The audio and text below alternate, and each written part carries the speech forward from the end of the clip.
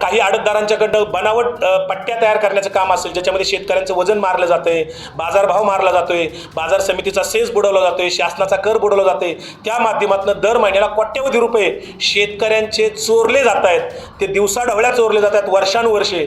आणि या संबंधामध्ये आम्ही शासनाकडे तक्रार केली होती.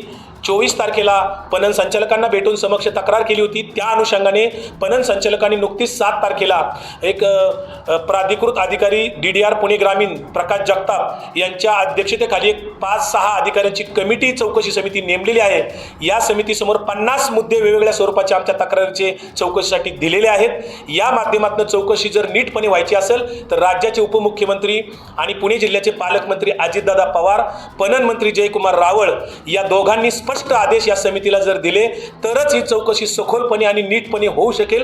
अन्यथा ही दडपण्याचे चान्सेस जास्ती आहेत, कारण इथे अनेक आर्थिक हितसंबंध गुंतलेले आहेत. कोट्यवधी रुपयाची हप्तेखोरी या ठिकाणी आहे.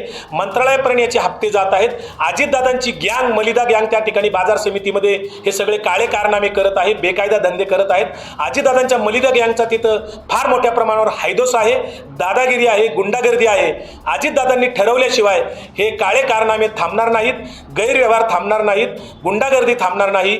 आणि शेतकऱ्यांची जी काही आर्थिक लूट होती आहे ती